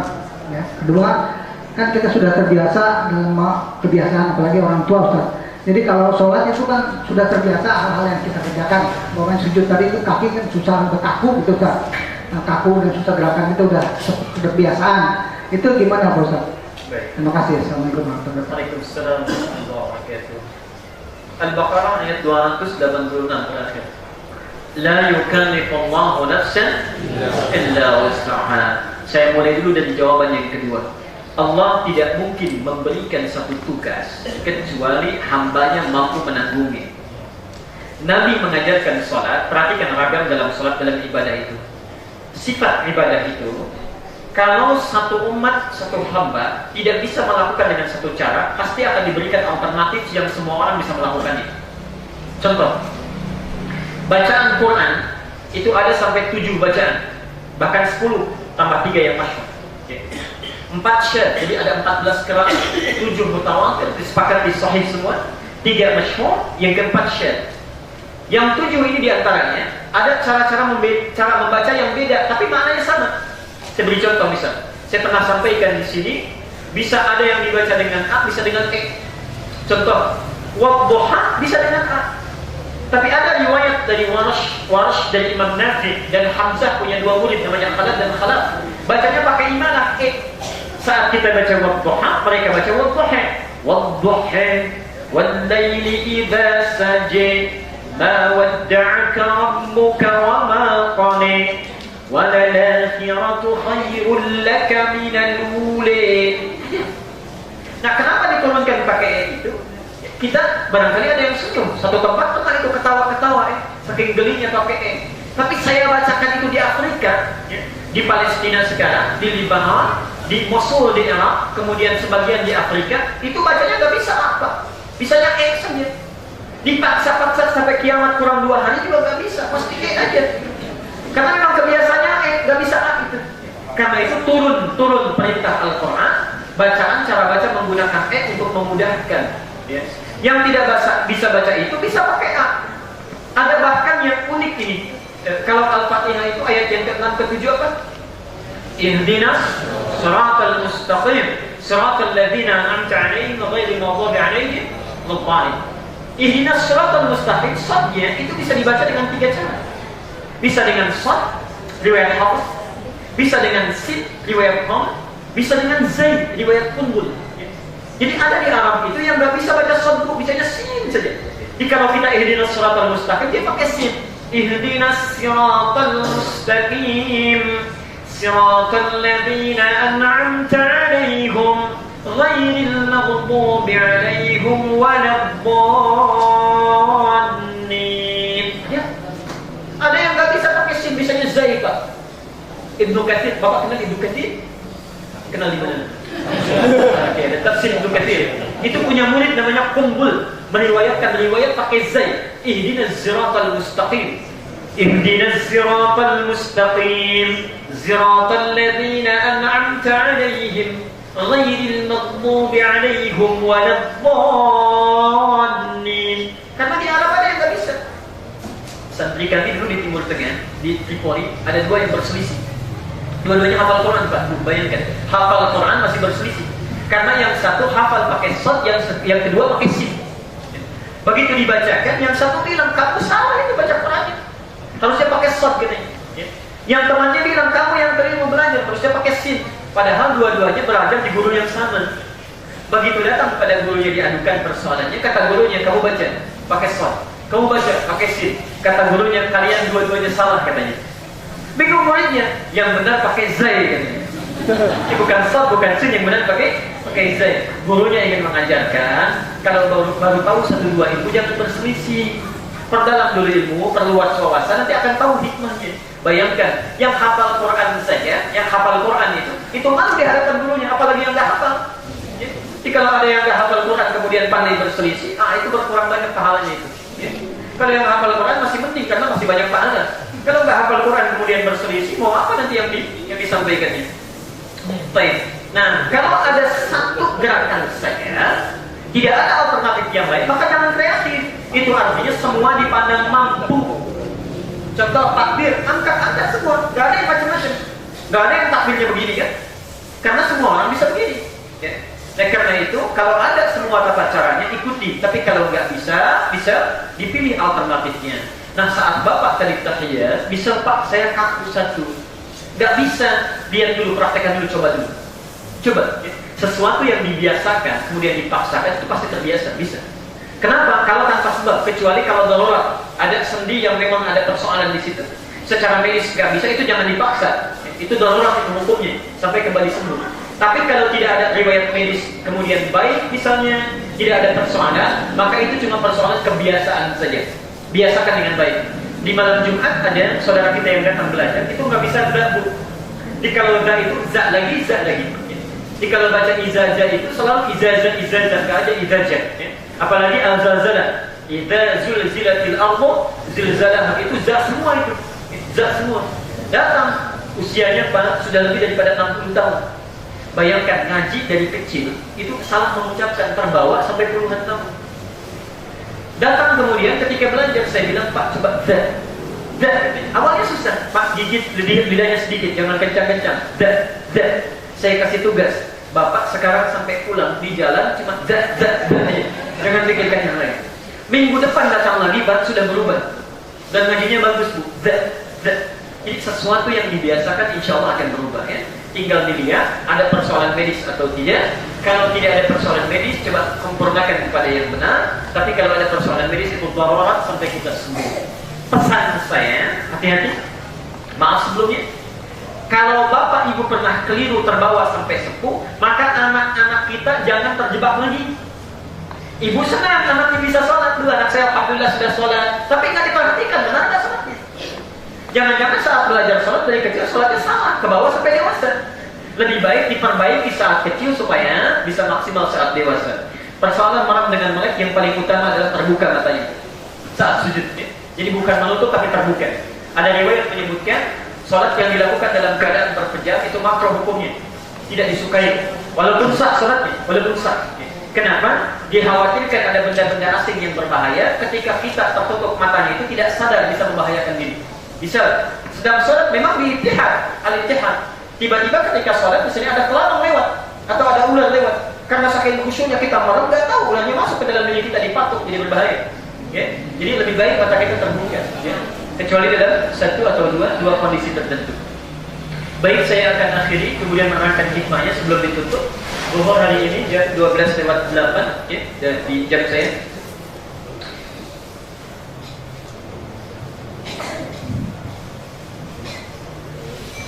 Baik, pada sholat 4 rakaat setelah kita tahiyat yang pertama mau berdiri, apakah kita mengangkat tangan waktu takbir mulai rakaat yang ketiga?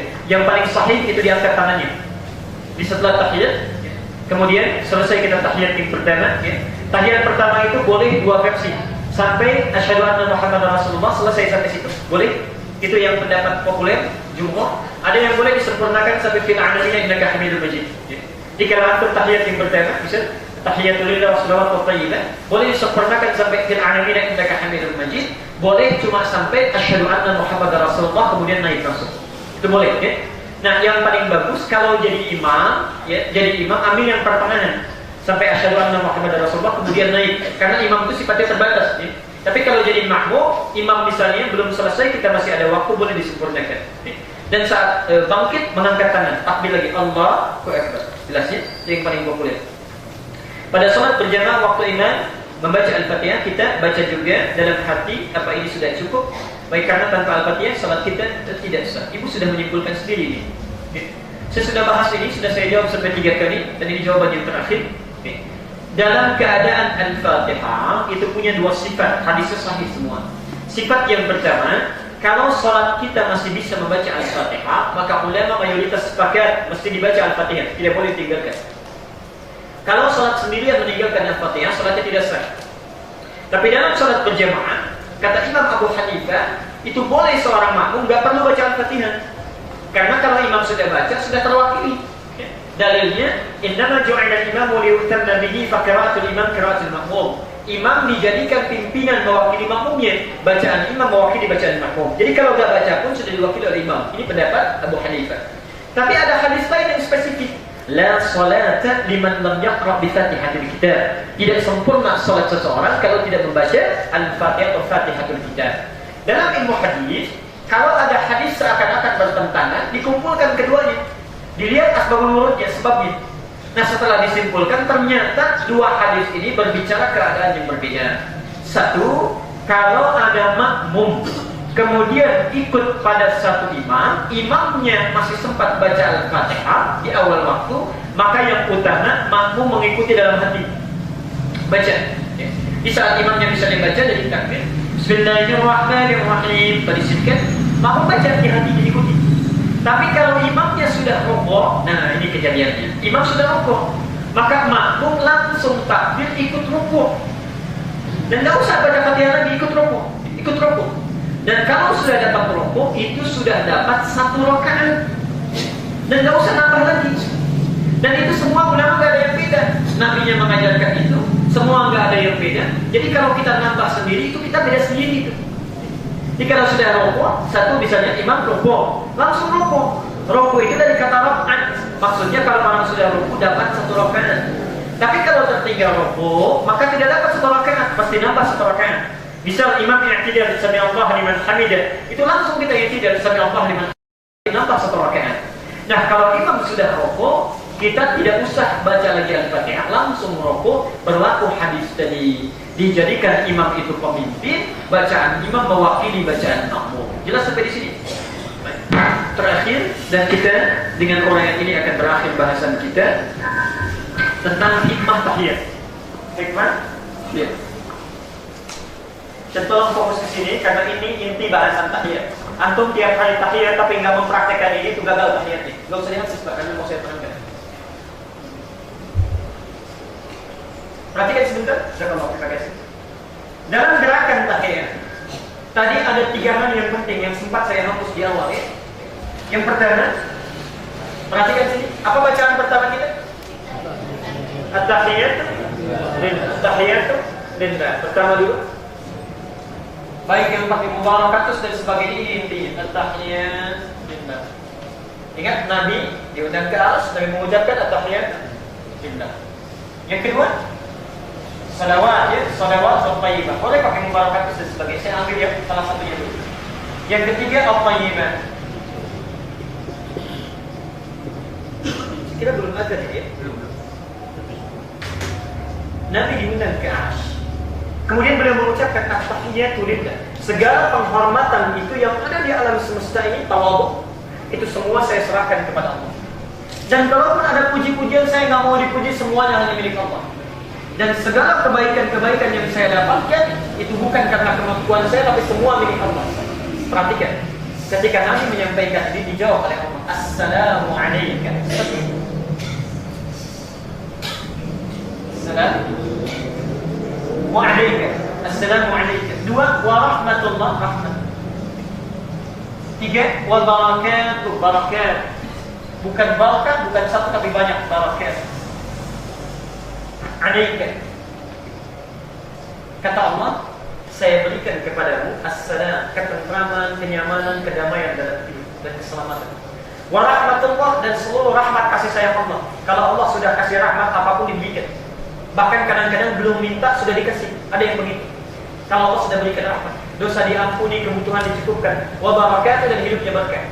Perhatikan, kata Allah, kalau orang-orang yang hadir dalam kehidupannya menjadikan semua penghormatan hanya milik Allah, artinya seorang yang tidak gila hormat, segala sesuatu ingin dihormati. Kalau bertemu orang belum salaman duluan, gak mau disalami. Belum senyum duluan, gak mau senyum. Orang-orang yang dalam hidupnya selalu menjadikan penghormatan karena Allah, hidupnya tawadhu, kemudian tidak selalu mengharapkan pujian dan selalu merendahkan dirinya semuanya karena Allah, maka orang-orang seperti ini, kata Allah, langsung disampaikan akan diberikan ketentraman dalam hidup, diberikan rahmat dan berkah. Nabi ketika diberikan itu, kemudian menyampaikan Assalamu alayna. Perhatikan sesat Rasulullah. Assalamu alayna wa ala ibadillahis shalihin. Karena yang hadir di arsy itu bukan hanya Rasulullah saja, ya. Ada para malaikat dan yang lain sebagainya. Kata Rasulullah, ya Allah, ini saking baiknya Nabi, tidak ingin menikmati sesuatu kebaikan itu sendirian. Ketika Allah katakan ini untukmu Muhammad, salam, rahmat dengan berkah, kata Nabi, ya Allah, tolong jangan berikan kepada saya saja, berikan kepada kami yang hadir saat ini di Allah, dan mohon berikan pula kepada hamba-hambamu yang soleh, ibadillah soleh. Siapa yang soleh ini? Maksudnya yang bisa mempraktekkan 3 makna ini. Seakan-akan Nabi menyampaikan, ya Allah, kalau ada hambaku juga yang lainnya, dalam hidupnya selalu merendahkan diri, tawadhu, tidak pernah senang dengan jabatan dan penghormatan, selalu menyampaikan pujian kepadamu, hidupnya selalu berbagi dalam kebaikan, mohon pula berikan kepada mereka itu rahmat, kemudian salam dan barakah dalam kehidupannya. Nah, tahiyat bukan esensi dari gerakan dan bacaan ini, sebetulnya melatih kita untuk menerapkan makna ini dalam kehidupan. Jadi kalau antum tiap hari ribuan kali tahiyat tapi hidup masih sombong juga, ingin dipuji juga, selalu ingin menganggap diri lebih baik dibandingkan oleh orang lain, ribuan kali sudah latihan tapi tidak pernah dipraktikkan, tidak dapat kita maknanya. Karena itu hikmah tahiyat sejatinya mengajarkan kepada kita untuk bisa berperilaku hormat dan baik dalam kehidupan kita. Karena itulah ciri orang yang berhasil tahiyatnya itu akan selalu menebarkan kebaikan pada orang-orang di sekitarnya. Karena itulah setelah sholat kita menebarkan ke kanan kita Assalamualaikum, ke kiri kita Assalamualaikum. Orang yang selalu menebarkan salam maka akan dijamin dengan 3 hal ini, hidup di dunianya, di alam kuburnya, dan di akhiratnya. Itu yang disebutkan di dalam surah Maryam itu, surah 19 ayat 13 sampai 15-nya. Wassalamu alaihi yawma wulida wa yawma yamutu wa yawma yub'atsu hayya. Akan dibangkitkan di dunia dalam keadaan yang tentram, orang senang dengan dia. Kalau dia meninggal pun jasadnya enggak ada tapi orang merindukan dia. Wa yawma yub'atsu hayya, dan di akhirat dibangkitkan dalam keadaan yang terbaik. Semoga Allah memberikan kebaikan kepada kita semuanya dan memberikan taufik kepada kita untuk lebih banyak belajar dan mengamalkan apa yang telah kita pelajari itu, dan bisa memperbaiki kualitas salat kita di hadapan Allah Subhanahu wa taala. Hari ini kita akan cukupkan dulu kajian kita. Pertemuan yang akan datang adalah evaluasi dari semua materi plus tambahan materi yang dilakukan setelah salat, yaitu zikir. Apakah zikir atau salat? Zikirnya berjamaah atau sendiri-sendirian? Apakah berdoa, doanya berjamaah atau sendiri-sendirian? Bagaimana sifatnya? Bagaimana menyikapinya? Itu materi yang akan datang, plus kita tanya jawab menyempurnakan materi yang telah kita bahas. Kalau ini telah sempurna, tolong dicatat waktunya. Maret pertemuan pertama itu evaluasi semua materi sholat. Jadi Bapak Ibu boleh tanya apa saja. Plus tambahan pembahasan tentang ibadah atau zikir